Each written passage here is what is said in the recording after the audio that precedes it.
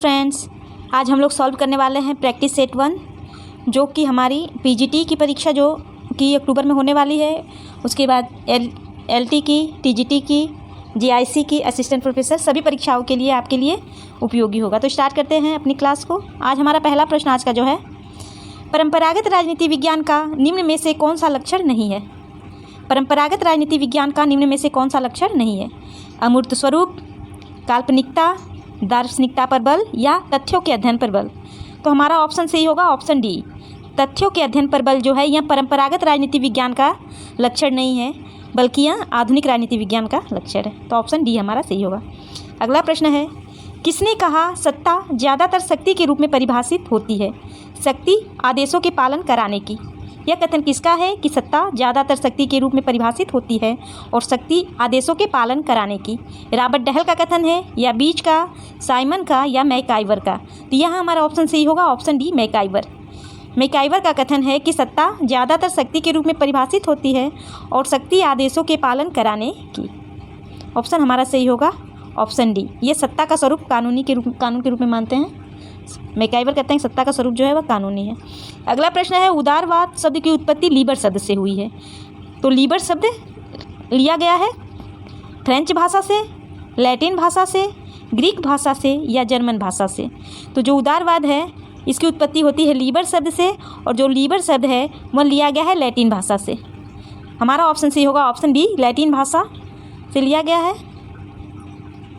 अगला प्रश्न हमारा है, एक जिला कलेक्टर का कार्यालय किसके द्वारा बनाया गया था। यानी पहली बार भारत में एक जिला कलेक्टर का कार्यालय किसके द्वारा बनवाया गया था। तो ये बनवाया गया था लॉर्ड वारेन हेस्टिंग के द्वारा।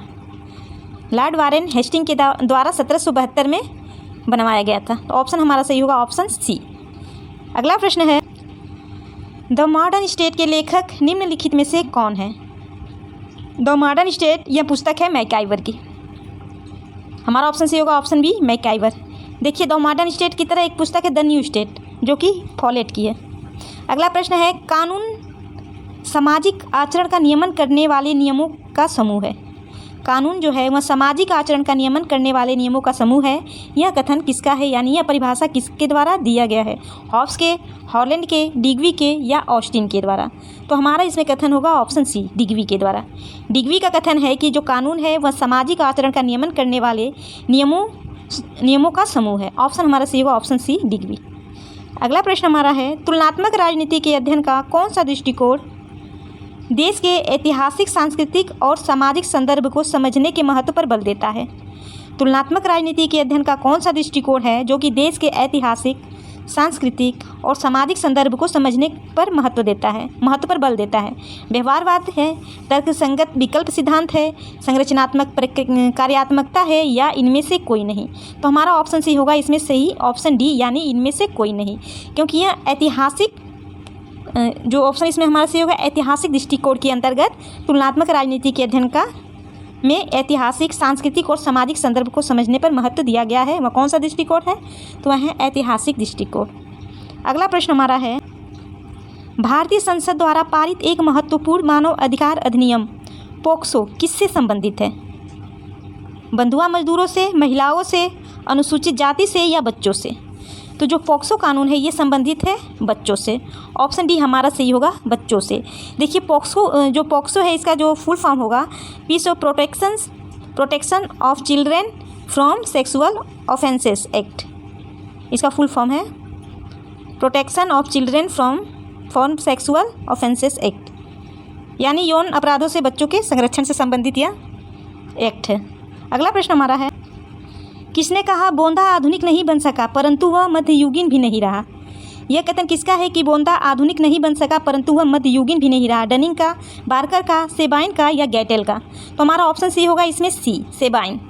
सेबाइन ने कहा है कि जो बोंदा है वह आधुनिक नहीं बन सका परंतु वह मध्ययुगीन भी नहीं रहा। जिन बोंदा ने फ्रांसीसी राजा की ताकत को और मजबूत करने के लिए संप्रभुता की नई अवधारणा का प्रयोग किया था। बोंदा ने जो संप्रभुता की अवधारणा दी थी वह फ्रांसीसी राजा की ताकत को मजबूत करने के लिए। तो सेबाइन जो है वह बोंदा के राजनीतिक दर्शन को प्राचीन तथा नवीन का विलक्षण सम्मिश्रण कर पुकारता है। इसीलिए कहता है कि बोंदा आधुनिक नहीं बन सका परंतु वह मध्ययुगीन भी नहीं रहा। ऑप्शन सी हमारा सही होगा, सेबाइन। अगला प्रश्न है, एक वित्त विधेयक किसकी सिफारिश के बिना विधानसभा में प्रस्तुत नहीं किया जा सकता?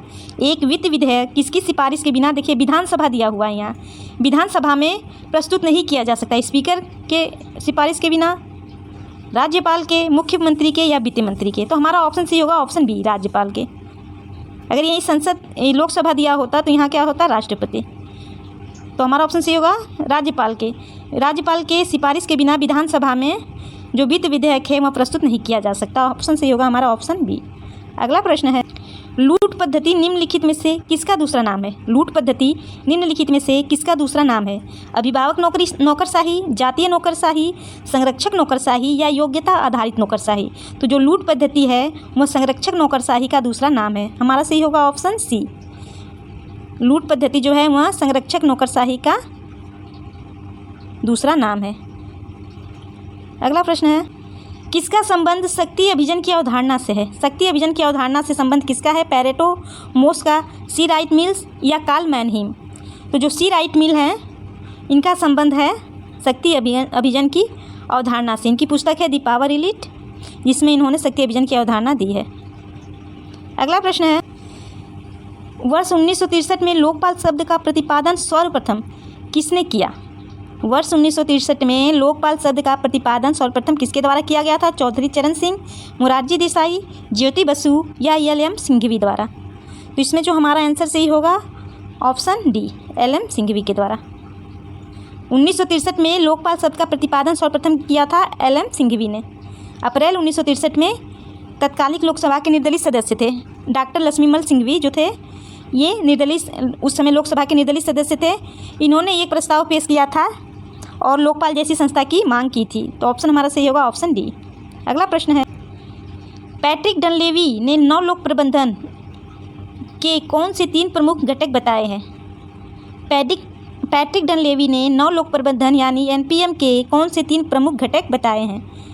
तो ये तीनों घटक बताते हैं विश्व समुच्चयन, प्रतियोगिता और प्रोत्साहीकरण। पैट्रिक डनलेवी नवलोक प्रबंधन के 3 प्रमुख घटक है विश्व समुच्चयन, प्रतियोगिता और प्रोत्साहीकरण। ऑप्शन डी हमारा सही होगा। इन्होंने new public management is dead long live digital era governance लिखा, इनकी पुस्तक का नाम है। और उस समय उन्होंने समकालीन लोक प्रशासन का संगठनात्मक प्रतिमान, बात करते हैं कि जो संगठनात्मक प्रतिमान है लोक प्रशासन का वह पुराना हो गया है। उनके विचार में एनपीएम जो है यानी नवलोक प्रबंधन जो है उनकी 3 विशेषताएं हैं, असहमति, मुकाबला और प्रोत्साहन। असहमति या विश्व समुच्चयन, मुकाबला, प्रतियोगिता या प्रोत्साहन। इसमें एक प्रबंधन होता है, जिस प्रबंधन रणनीति होती है जो प्रशासन स्थापित करने के लिए लचीलेपन और पारदर्शिता, न्यूनतम नियंत्रण, गैर नौकरशाही, विकेंद्रीकरण, सार्वजनिक सेवाओं के बाजार उन्मुखीकरण और निजीकरण को लागू करने पर केंद्रित होती है। एनपीएम एक नागरिक केंद्रित प्रशासन बनाता है। एनपीएम जो है एक नागरिक केंद्रित प्रशासन बनाता है, नागरिक को केंद्र बनाकर प्रशासन बनाता है। कौन? तो नवलोक प्रबंधन। तो हमारा ऑप्शन सही होगा। पैट्रिक डनलेवी के द्वारा नवलोक प्रबंधन के जो 3 घटक बताए गए हैं विश्व समुच्चयन, प्रतियोगिता और प्रोत्साहीकरण। Option D. अगला प्रश्न है, किसने कहा राजनीति को विज्ञान मानना तो बहुत दूर है, कलाओं में भी यह सबसे पिछड़ी हुई कला है? तो ये कथन है बक्कल का। बक्कल जो है यह राजनीति विज्ञान को विज्ञान नहीं मानते और इसीलिए ये कथन कहते हैं कि राजनीति विज्ञान को विज्ञान मानना तो दूर की बात है, यह कलाओं में भी पिछड़ी कला है। ऑप्शन बी हमारा सही होगा। अगला प्रश्न है, वर्ष 1989 में विश्व बैंक ने निम्नलिखित में से किस राष्ट्र के संदर्भ में शासन गवर्नेंस की संकल्पना की थी? 1989 में विश्व बैंक ने निम्नलिखित में से किस राष्ट्र के संदर्भ में शासन गवर्नेंस की संकल्पना की थी? तो वह था सब सहारन अफ्रीका। सब सहारन अफ्रीका राष्ट्र था। इसके संदर्भ में जो विश्व बैंक है 1989 में शासन की संकल्पना करता है। हमारा ऑप्शन सही होगा ऑप्शन सी। अगला प्रश्न है कि निम्नांकित में से कौन सा मार्क्स के राज्य की प्रकृति संबंधित विचार से संगत नहीं है? मतलब इसमें से कौन सा वह ऑप्शन है जो कि मार्क्स के द्वारा जो राज्य की प्रकृति से संबंधित विचार दिए गए हैं उससे संबंधित नहीं है।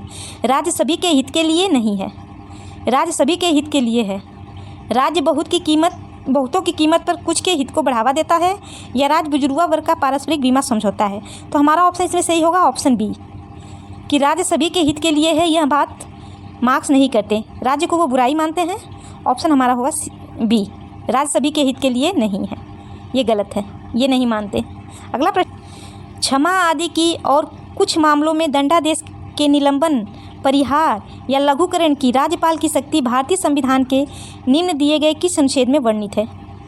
राज्यपाल की क्षमादान की शक्ति किस में वर्णित है, यही पूछा गया है कि राज्यपाल की जो क्षमादान की शक्ति है, जिसमें कुछ मामलों में वो दंडादेश के निलंबन, परिहार, लघुकरण की बात करता है, तो वह किस अनुच्छेद में वर्णित है? तो हमारा ऑप्शन सी होगा, ऑप्शन बी, अनुच्छेद 161। अनुच्छेद 161 जो है वह राज्यपाल के क्षमादान से संबंधित है, और अनुच्छेद 72 जो है वह राष्ट्रपति के क्षमादान से संबंधित है। अगला प्रश्न है, विधि के शासन की आधुनिक संकल्पना को निरूपित करने का श्रेय दिया जाता है। विधि के शासन की आधुनिक संकल्पना को निरूपित करने का श्रेय दिया जाता है अरस्तु को, मॉन्टेस्क्यू को, डायसी को या हेराक्लिटस को? तो हमारा ऑप्शन सी होगा ए.बी. डायसी को। ए.बी. डायसी को विधि के शासन की आधुनिक संकल्पना को निरूपित करने का श्रेय दिया जाता है। अगला प्रश्न हमारा है, अमेरिकी संघीय व्यवस्था में निम्नलिखित में से कौन सा कथन सही नहीं है? अमेरिकी संघीय व्यवस्था में निम्नलिखित में से कौन सा कथन सही नहीं है? तो देखिए, राज्यों की शक्तियाँ अपरिभाषित है लेकिन वे असीमित नहीं है, ये सही है। हमें क्या बताना है? गलत कथन बताना, जो कि अमेरिकी संघीय व्यवस्था से संबंधित नहीं है। अवशिष्ट शक्तियाँ राज्यों में निहित होती है, ये सही है। संघीय सरकार किसी घटक राज्य का नाम और क्षेत्र बदल सकती है, तो ये गलत है। संघीय सरकार ने, देखिए इसमें राज्यों को अधिक शक्ति दी गई है अमेरिका में, तो संघीय सरकार किसी भी घटक राज्य का नाम, क्षेत्र नहीं बदल सकती, क्षेत्र का नाम नहीं बदल सकती। तो हमारा ऑप्शन इसमें सही होगा, ऑप्शन सी। अगला प्रश्न है, निम्नलिखित में से कौन सा सही नहीं है? इसमें भी गलत कथन का चयन करना है। तो आदर्शवादी उदारवाद के साथ सह विस्तृत है, तो हमारा ये पहला ही कथन गलत हो जा रहा है, हमें गलत ही बताना है। तो हमारा ऑप्शन सही होगा, ऑप्शन ए, आदर्शवाद उदारवाद के साथ सह विस्तृत है, यह कथन सही नहीं है। क्योंकि देखिए, जो विचारवाद है, आदर्शवाद या प्रत्ययवाद उन विचारों और मान्यताओं के समेकित विचारधारा है जिनके अनुसार उस जगत की समस्त वस्तुएं विचार या चेतना की अभिव्यक्ति है। सृष्टि का सार तो जड़ पदार्थ नहीं अपितु मूल चेतना को ये मानते हैं। आदर्शवाद जड़ता है या भौतिकवाद के विपरीत सिद्धांत है। जो आदर्शवाद है वह जड़ता या भौतिकवाद के विपरीत सिद्धांत है, यानी कल्पनावादी सिद्धांत है। ऑप्शन हमारा सही होगा, ऑप्शन ए। अगला प्रश्न है, भारत एवं नेपाल के मध्य शांति एवं मित्रता संधि कब हुई? तो भारत और नेपाल के मध्य शांति और मित्रता संधि होती है वर्ष 1950 में। कब होती है? तो 1950 में। हमारा ऑप्शन सही होगा, सी। अगला प्रश्न है, निम्नलिखित में से किस विचारक ने एक सर्वशक्तिमान संप्रभु की विचार दिया? सर्वशक्तिमान संप्रभु की बात कौन करता है? तो ये करते हैं थॉमस हॉब्स। ऑप्शन बी हमारा सही होगा।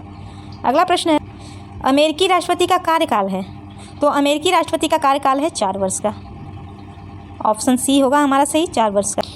और देखिए, जो अमेरिकी संविधान में एक संशोधन किया गया था 1951 में 22वां जो संविधान संशोधन किया गया था, उसके तहत ये व्यवस्था कर दी गई कि जो अमेरिका के राष्ट्रपति बनेंगे वह केवल 2 कार्यकाल के लिए ही बनेंगे। तो ऑप्शन सी हमारा सही है, 4 वर्ष के लिए अमेरिकी राष्ट्रपति का कार्यकाल 4 वर्ष का होता है। अगला प्रश्न है, यह सत्य है कि जहाँ दमनकारी शक्ति नहीं होती वहाँ राज्य नहीं होता, परंतु शक्ति के प्रयोग से ही राज का निर्माण नहीं होता, अन्यथा दस्युपोत अथवा विद्रोहकारी सेना भी एक राजा कही जा सकती थी। यह कथन किसका है? तो यह कथन है मैकाइवर का। मैकाइवर कहते हैं कि यह कथन सत्य है कि जहाँ दमनकारी शक्ति नहीं होती वहाँ राज्य नहीं होता, परंतु शक्ति के प्रयोग से ही राज्य का निर्माण नहीं होता। क्योंकि अगर यही होता, अगर निर्माण होता, राज का निर्माण होता शक्ति के प्रयोग से ही, तो जो दस्युपोत है, डाकुओं का जो गिरोह है, या जो विद्रोहकारी सेना है, वह भी एक राज्य के रूप में परिभाषित होती। तो यह कथन किसका है? यह कथन है रॉबर्ट मैकाइवर का। अगला प्रश्न है, अल्पसंख्यकों के प्रतिनिधित्व हेतु 3 महत्वपूर्ण व्यवस्थाएं हैं। मतलब वो इसमें उन तीनों व्यवस्थाओं को बतलाना है जिसमें अल्पसंख्यकों का प्रतिनिधित्व होता है, उस समूह को बतलाना है। तो देखिए, जो हमारा ऑप्शन इसमें सही होगा, ऑप्शन ए सही होगा। सीमित मत योजना, संचय मत योजना और सीटों का आरक्षण, इन तीनों के द्वारा ही अल्पसंख्यकों के प्रतिनिधित्व का व्यवस्था की जाती है। सीमित मत योजना, संचय मत योजना और सीटों का आरक्षण। ऑप्शन हमारा सही होगा, ऑप्शन ए। ये देखिए कैसे गलत है, यहाँ पे देखिए सांप्रदायिकता प्रतिनिधित्व नहीं होगा और उसके बाद व्यावसायिक प्रतिनिधित्व नहीं होगा। ऑप्शन ए हमारा सही होगा कि अल्पसंख्यकों के प्रतिनिधित्व हेतु सीमित मत योजना, संचय मत योजना और सीटों का आरक्षण के माध्यम से अल्पसंख्यकों का प्रतिनिधित्व किया जाता है। अगला प्रश्न है, उत्तर दक्षिण संवाद का अर्थ क्या है? उत्तर दक्षिण संवाद का अर्थ क्या है? तो उत्तर दक्षिण संवाद का अर्थ है, उत्तर अमीर देशों का प्रतीक है, जबकि दक्षिण जो है वो विकासशील देशों का प्रतीक है। ऑप्शन सी हमारा सही होगा कि उत्तर दक्षिण संवाद का अर्थ है, उत्तर का अर्थ है यहाँ हम ले सकते हैं अमीर देशों से, और दक्षिण का अर्थ ले सकते हैं विकासशील देशों से। ऑप्शन सी हमारा सही होगा। अगला प्रश्न है, निम्न में से किस विचारक ने राजनीति विज्ञान को सर्वोच्च विज्ञान कहा था? तो ये कहने वाले थे अरस्तु। अरस्तु ने राजनीति विज्ञान को सर्वोच्च विज्ञान कहा था। अगला प्रश्न है, संसद के पार्टी व्हिप का ऑफिस कहाँ से अपना जीवन बल प्राप्त करता है? जो संसद में पार्टी व्हिप है, व्हिप का जो ऑफिस है वह कहाँ से अपना जीवन बल प्राप्त करता है? तो हमारा ऑप्शन सी होगा, ऑप्शन सी सम्मेलनों से। संसद में जो पार्टी व्हिप का ऑफिस है वह सम्मेलनों से अपना जीवन बल प्राप्त करता है। अगला प्रश्न है, भारत के राष्ट्रपति के पद के लिए प्रत्याशी का नाम कौन प्रस्तावित करता है? भारत में राष्ट्रपति पद के लिए प्रत्याशी का नाम कौन प्रस्तावित करता है? तो हमारा ऑप्शन सी होगा, ऑप्शन सी निर्वाचक मंडल के कोई भी 50 सदस्य। निर्वाचक मंडल के कोई भी 50 सदस्य राष्ट्रपति के पद के लिए प्रत्याशी का नाम प्रस्तावित करते हैं। अगला प्रश्न हमारा है, शांति घाटी आंदोलन का संबंध था, जो शांति घाटी आंदोलन था उसका संबंध किससे था? तो देखिए, शांति घाटी आंदोलन का जो संबंध था वह था पर्यावरण से। ये कब होती है? तो 1973 में। 1973 में। अगला प्रश्न है, निम्नलिखित में से कौन 15 सोवियत गणराज्यों में से पहला था जिसने अपनी आज़ादी की घोषणा की? 15 सोवियत गणराज्यों में से पहला कौन देश था जिसने अपनी आज़ादी की घोषणा की थी? तो हमारा ऑप्शन सी होगा इसमें लिथुआनिया। ऑप्शन ए सही होगा, लिथुआनिया। 15 सोवियत संघ से पहला था लिथुआनिया, जिसने अपनी आज़ादी की घोषणा की थी। सोवियत संघ का विघटन कब होता है? तो 26 दिसंबर 1991 को होता है, और इस विघटन के पूर्व मिखाइल गोर्बाचोव जो थे वे सोवियत संघ के राष्ट्रपति थे। तो लिथुआनिया जो था पहला देश था 15 सोवियत गणराज्यों में जो कि अपनी अलग से स्वतंत्रता घोषित करता है। अगला प्रश्न है, निम्नलिखित में से कौन एक सार्वजनिक वयस्क मताधिकार का विरोधी है? सार्वजनिक वयस्क मताधिकार का विरोधी कौन है? तो हमारा ऑप्शन सी होगा, ऑप्शन डी मिल। जेएस मिल जो थे ये सार्वजनिक मताधिकार वयस्क मताधिकार के विरोधी है। इन्होंने इस बात पर बल दिया था कि जो मतदान का अधिकार है केवल उन्हीं व्यक्तियों को मिलना चाहिए जिनको एक निश्चित बौद्धिक स्तर हो। इसलिए मिल ने बहुमत के शासन के सिद्धांत को स्वीकार नहीं किया है। मिल जो है ये बहुमत के शासन के सिद्धांत को मिल जो है वह स्वीकार नहीं करते हैं, और बहुमत के शासन के सिद्धांत की जगह ये प्रतिनिधि शासन का समर्थन करते हैं। कौन? तो जेएस मिल। तो ऑप्शन डी हमारा सही होगा, जो मिल है वह सार्वजनिक वयस्क मताधिकार का विरोधी है। अगला प्रश्न है, वर्ष 1971 की भारत रूस संधि के समय रूस के राष्ट्रपति कौन थे? जब भारत और रूस की संधि हुई थी 1971 में, उस समय जो राष्ट्रपति थे वो थे लियोनिड ब्रेजनेव थे, जो कि अगस्त 1971 की 20 वर्षीय संधि के साथ भारत और सोवियत संघ के संबंधों में एक नए आत्मिक चरण में प्रवेश किया था, और 1973 में सोवियत राष्ट्रपति लियोनिड ब्रेजनेव के भारत दौरे की पहली मुलाकात सफलतापूर्वक संपन्न हुई थी। तो उस समय 1971 में भारत और रूस के संधि के समय जो राष्ट्रपति थे वो थे लियोनिड ब्रेजनेव। ऑप्शन हमारा सही होगा, ऑप्शन सी। अगला प्रश्न है, भारत की नागरिकता के संदर्भ में निम्नलिखित में से कौन सा कथन है जो कि सही नहीं है? तो भारत की नागरिकता के विषय में पूछा है। तो भारत का एक नागरिक एक साथ अन्य देशों का नागरिक भी हो सकता है, तो ये गलत होगा। हमें गलत ही बताना था, क्योंकि अगर भारत के नागरिक को किसी विदेश का नागरिकता प्राप्त हो जाती है तो भारत की जो नागरिकता है वह स्वतः ही समाप्त हो जाती है। तो ऑप्शन हमारा ये सही होगा, क्योंकि ये गलत है।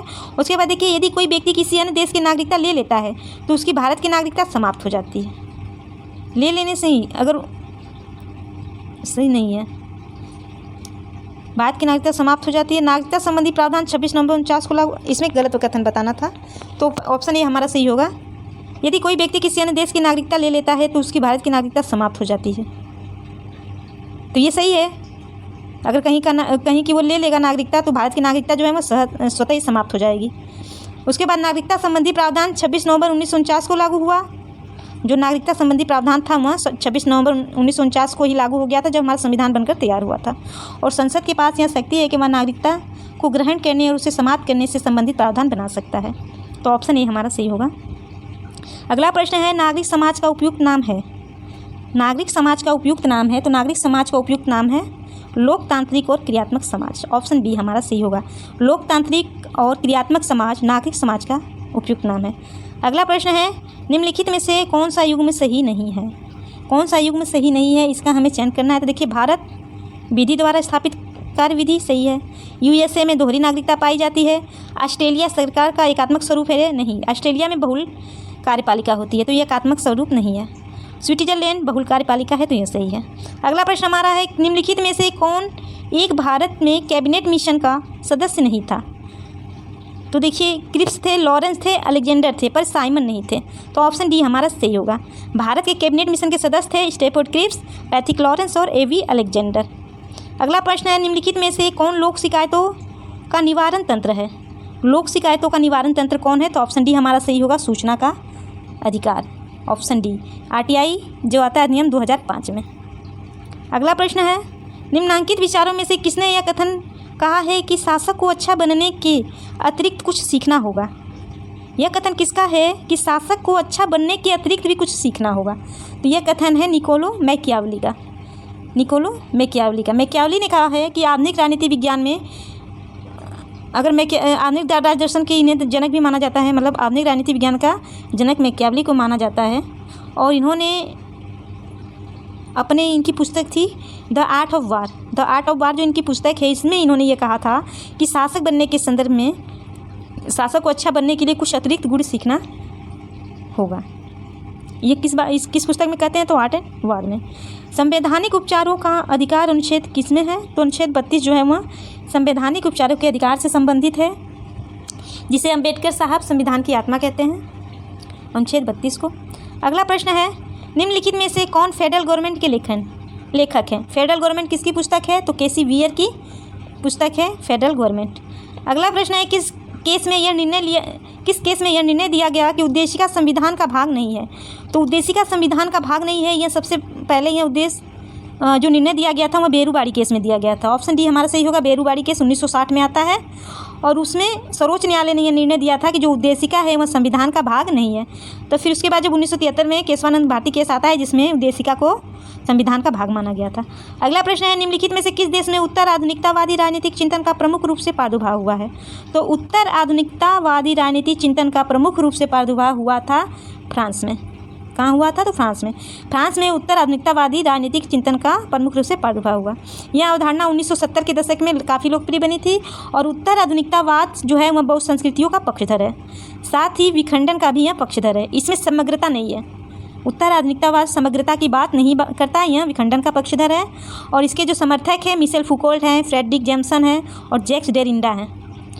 ऑप्शन सी बी हमारा सही होगा। फ्रांस जो है वह उत्तर आधुनिकता राजनीतिक चिंतन का प्रमुख प्रादुर्भाव फ्रांस से हुआ था। अगला प्रश्न है, बेंथम द्वारा प्रतिपादित उपयोगितावादी राजनीतिक दर्शन का कभी कभी कहा जाता है, अच्छा, बेंथम द्वारा जो प्रतिपादित उपयोगितावादी राजनीतिक दर्शन है उसे कभी कभी क्या कहा जाता है? तो उसे सुकर दर्शन भी कहा जाता है। क्या कहा जाता है? तो सुकर दर्शन भी कहा जाता है। ऑप्शन ए सही होगा हमारा। अगला प्रश्न है, निम्नलिखित में से कौन सा राजनीतिक पार्टियों का कार्य नहीं है? राजनीतिक पार्टियों का कार्य कौन सा नहीं है? तो राजनीति का कार्य कौन सा नहीं है बताना है। देखिए, सरकार और वैकल्पिक सरकार बनाना, ये तो है उसका काम। जनमत बनाना भी राजनीतिक पार्टियों का काम है। जनता को राजनीतिक शिक्षा देना भी राजनीतिक पार्टियों का कार्य है। पर न्यायपालिका पर नियंत्रण रखना यह राजनीतिक पार्टियों का कार्य नहीं है। ऑप्शन डी हमारा सही होगा। अगला प्रश्न है, कार्ल मार्क्स के अनुसार नारी मुक्ति का निर्धारण निम्नलिखित में से किसके द्वारा किया जा सकता है? तो कार्ल मार्क्स के अनुसार नारी मुक्ति का निर्धारण सामान्य मुक्ति के द्वारा किया जा सकता है। ऑप्शन सी होगा सही हमारा। कार्ल मार्क्स ने नारी मुक्ति के लिए सामान्य मुक्ति की बात की है। सामान्य मुक्ति के द्वारा ही नारी मुक्ति का निर्धारण किया जा सकता है। अगला प्रश्न है, मॉरिस जोन्स की रचना है। मॉरिस जोन्स की रचना कौन सी है? तो मॉरिस जोन्स की रचना है the government and politics of India. The government and politics of India Morris Jones की रचना है। इसमें इन्होंने तर्क दिया था कि जो आर्थिक विकास के बिना भारत जो है वह राजनीतिक और सामाजिक स्थिरता प्राप्त नहीं कर सकता। मॉरिस जोन्स ने the government and politics of India में यह तर्क दिया कि आर्थिक विकास के बिना भारत राजनीति और सामाजिक स्थिरता प्राप्त नहीं कर सकता। तो ऑप्शन बी हमारा सही होगा कि मॉरिस जोन्स की पुस्तक है the government and politics of India. अगला प्रश्न है, नगर निगम का सृजन किया जाता है। नगर निगम का सृजन किया जाता है किसके द्वारा? तो नगर निगम का सृजन किया जाता है राज्य विधायन द्वारा। ऑप्शन बी हमारा सही होगा। राज्य विधायन द्वारा नगर निगम का सृजन किया जाता है। नगर निगम कई स्थानीय सरकारों के प्रशासन संगठन का नाम होता है। जो नगर निगम है वह कई स्थानीय सरकारों के प्रशासनिक संगठन का नाम होता है। यह अक्सर किसी नगर परिषद या जिले, ग्राम, बस्ती या अन्य स्थानीय शासकीय निकायों के अधीन काम करता है। भारत में प्रथम नगर की स्थापना हुई थी नगर निगम की 1687 में हुई थी, जो कि मद्रास में थी। 1687 में मद्रास में हुई थी। और संघ राज्य क्षेत्रों में नगर निगम का सृजन राष्ट्रपति के द्वारा किया जाता है। हमारा सही होगा ऑप्शन बी, राज्य विधायन द्वारा नगर निगम का सृजन किया जाता है। अगला प्रश्न है, नए लोक प्रबंधन यानी एनपीएम के संबंध में निम्नलिखित में से कौन सा कथन सही नहीं है? सही नहीं है वह हमें बताना है। तो देखिए, एनपीएम एक अत्यधिक परिणामोन्मुख और उद्देश्य पर केंद्रित होता है, यह कथन सही है। नौ लोक प्रबंधन लोक प्रशासन को प्रबंधकीय दृष्टिकोण से देखता है, यह भी कथन सही है। नौ लोक प्रबंधन रोविंग को स्टीयरिंग से पृथक करने में विश्वास रखता है, यह भी कथन सही है। और नौ लोक प्रबंधन आंतरिकीकरण, विशुद्धि, नौकरशाही, शक्ति संकेंद्रण जैसे गुण होते हैं, तो नहीं, संकेंद्रण जैसे गुण की बात ये नहीं करता। नौ लोक प्रबंधन जो है वह विशुद्ध रूप से नौकरशाही के शक्ति का केंद्रण या संकेंद्रण की बात नहीं करता, तो यही हमारा गलत होगा। हमें गलत ही बात करना है। ये विकेंद्रीकरण की बात करता है, संकेंद्रण या केंद्रीकरण की नहीं। ऑप्शन डी हमारा सही होगा। अगला प्रश्न है, सूची 1 का सूची 2 से मिलान करना है। देखिए, रजनी कोठारी, तो रजनी कोठारी ने दिया था कांग्रेस व्यवस्था की बात करते हैं रजनी कोठारी। उसके बाद देखिए, पॉल ब्रस के पुस्तक ये बात करते हैं कांग्रेस संगठन के विघटन की। जो पॉल ब्रस है ये बात करते हैं कांग्रेस संगठन के विघटन की। योगेंद्र यादव ने तृतीय निर्वाचन व्यवस्था की बात की थी। जेम्स मेनर जो है ये लोकतांत्रिकरण और पतन की बात करते हैं। और सुहास पलसीकर जो है उत्तर कांग्रेस पॉलिटी की बात करते हैं। सुहास पलसीकर जो है उत्तर कांग्रेस पॉलिटी की बात करते हैं। तो रजनी कोठारी कांग्रेस व्यवस्था, पॉल ब्रस कांग्रेस का संगठन का विघटन, कांग्रेस संगठन का विघटन। योगेंद्र यादव जो है वह तृतीय निर्वाचन व्यवस्था की बात करते हैं। जेम्स मेनर लोकतांत्रिकरण और पतन की बात करता है। और सुहास पलसीकर जो है उत्तर कांग्रेस पॉलिटी की बात करते हैं। तो हमारा ऑप्शन सही है 4, 5, 1, 2, 3। 4, 5, 1, 2, 3 ऑप्शन हमारा सही है। 4, 5, 1, 2, 3 हाँ, ऑप्शन सी हमारा सही हो जाएगा। अगला प्रश्न है, नगर निगम का सृजन किया जाता है। नगर निगम का सृजन किया जाता है तो राज्य विधायन द्वारा। रिपीट हो गया है क्वेश्चन, ऑप्शन बी सही होगा। राज्य विधायन के द्वारा नगर निगम का सृजन किया जाता है। अगला प्रश्न है, लॉक ने किस सिद्धांत का समर्थन किया है? तो लॉक सीमित संप्रभुता के सिद्धांत का समर्थन करते हैं। लॉक जो है वह सीमित संप्रभुता सिद्धांत का समर्थन करते हैं। अगला प्रश्न हमारा है, चेस्टर आई बर्नार्ड के अनुसार किसी संगठन में कार्यपालिका का अत्यधिक महत्व होता है। किस कारण से? इस कारण को बताता है कि किसी संगठन में किस कारण से कार्यपालिका का अत्यधिक महत्व होता है। कौन सा कारण बताया है चेस्टर आई बर्नार्ड ने? तो वो बताते हैं प्रयासों के अधिग्रहण को बढ़ावा देना। प्रयासों के अधिग्रहण को बढ़ावा देने से किसी संगठन में कार्यपालिका का अत्यधिक महत्व होता है। ऑप्शन बी हमारा सही होगा। अगला प्रश्न है, 20वीं सदी के आखिर में देश के राज्यों की शक्ति में 20वीं सदी के आखिर में देश के राज्यों की शक्ति में गिरावट के लिए किसे जिम्मेदार ठहराया जा सकता है? 20वीं सदी के आखिर में देश के राज्यों की शक्ति में जो गिरावट होती है उसे किसे जिम्मेदार ठहराया जाता है उसके लिए? तो उसके लिए जो जिम्मेदार ठहराया गया है हमारा ऑप्शन सही होगा, ऑप्शन डी, क्षेत्रवाद को। 20वीं सदी के आखिर में देश के राज्यों की शक्ति में जो गिरावट के लिए जिम्मेदार ठहराया गया है, क्षेत्रवाद को ठहराया गया है। देखिए, क्षेत्रवाद एक विचारधारा है जिसका संबंध ऐसे क्षेत्र से होता है जो कि धार्मिक, आर्थिक, सामाजिक या सांस्कृतिक कारणों से पृथक अस्तित्व के लिए आग्रह हैं या ऐसे क्षेत्र की पृथकता को बनाए रखने के लिए प्रयासरत रहते हैं। जब क्षेत्रवाद की विचारधारा को किसी क्षेत्र विशेष से जोड़कर देखा जाता है तो वह अवधारणा नकारात्मक बन जाती है, जिस कारण से राज्यों की शक्ति में गिरावट देखा गया है। तो क्षेत्रवाद को जिम्मेदार ठहराया गया है राज्यों की शक्ति में गिरावट 20वीं सदी के आखिर में। अगला प्रश्न है, निम्नांकित में से संयुक्त राज्य अमेरिका के किस राष्ट्रपति ने स्टार वार्स कार्यक्रम प्रस्तावित किया था? तो स्टार वार्स कार्यक्रम जो प्रस्तावित किया गया था रोनाल्ड रीगन के द्वारा। ऑप्शन बी हमारा सही होगा, रोनाल्ड रीगन के द्वारा। रोनाल्ड रीगन ने स्टार वार्स कार्यक्रम प्रस्तावित किया। और स्टार वार्स अवधारणा की घोषणा इन्होंने की थी 23 मार्च 1983 को। 23 मार्च 1983 को की थी इन्होंने स्टार वार्स कार्यक्रम की घोषणा। अगला प्रश्न है, मार्क्स के द्वंद्वात्मक पद्धति के नियम इन्हें समाविष्ट नहीं करते हैं। मार्क्स के द्वंद्वात्मक पद्धति के नियम इन्हें समाविष्ट नहीं करते हैं। तो हमारा ऑप्शन सही होगा, देखिए इसमें ऑप्शन डी, द्वंद्वात्मक पद्धति अपने प्रचालन के केवल भूतकाल के समझ तक सीमित करती है। तो ये इसको मतलब मार्क्स जो है अपने द्वंद्वात्मक पद्धति में इसको नहीं मानते हैं या समाविष्ट नहीं करते हैं कि जो द्वंद्वात्मक पद्धति है वो अपने प्रचालन को केवल भूतकाल की समझ तक सीमित करती है। ऑप्शन डी हमारा सही होगा। देखिए, मार्क्स ने मानव इतिहास के विकास में द्वंद्वात्मक पद्धति के सिद्धांत को के द्वारा समझने की कोशिश की थी। इसके अनुसार ये बताते हैं कि संसार की जो प्रत्येक वस्तु या परिघटनाएं विरोधी गुण धर्म वाले तत्वों को अपने में समाहित किए होती है, जो परस्पर संघर्ष की स्थिति में होती है, और उनके परस्पर विरोधी और एकता को पहचानना ही द्वंद्वात्मक का सार है। इसकी प्रकृति में गतिशीलता एवं भविष्यगतता निहित होती है, मतलब आगे ये चलती रहती है। इसलिए यह कहना है कि द्वंद्वात्मक पद्धति केवल भूतकाल की समझ तक ही सीमित है, तो यह सही नहीं है, क्योंकि यह प्रयासरत रहती है, चलती रहती है, गतिशील रहती है। ऑप्शन डी हमारा सही होगा। अगला प्रश्न है, एकमात्र जनजातीय नेता जिन्हें भारतीय संसद के संग्रहालय में चित्रण द्वारा सम्मानित किया गया है, किसको किया गया है? तो हमारा ऑप्शन सही होगा बिरसा मुंडा को, ऑप्शन बी। बिरसा मुंडा को भारतीय संसद के संग्रहालय में चित्रण द्वारा सम्मानित किया गया है। अगला प्रश्न है, निम्नांकित विचारकों में किसने साधारण सौदेबाजी और सामरिक सौदेबाजी में अंतर किया है? तो साधारण सौदेबाजी और सामरिक सौदेबाजी में अंतर करने वाले कौन हैं? तो वह हैं ऑरेन आर यंग।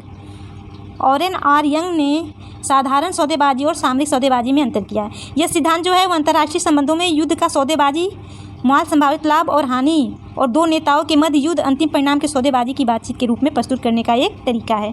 तो साधारण सौदेबाजी और सामरिक सौदेबाजी में अंतर करने वाले ऑरेन आर यंग हैं। अगला प्रश्न और लास्ट प्रश्न है आज की वीडियो का कि हॉब्स के सामाजिक समझौते में संप्रभु था। जो हॉब्स का सामाजिक समझौता था उसमें जो संप्रभु था वह समझौते के ऊपर था।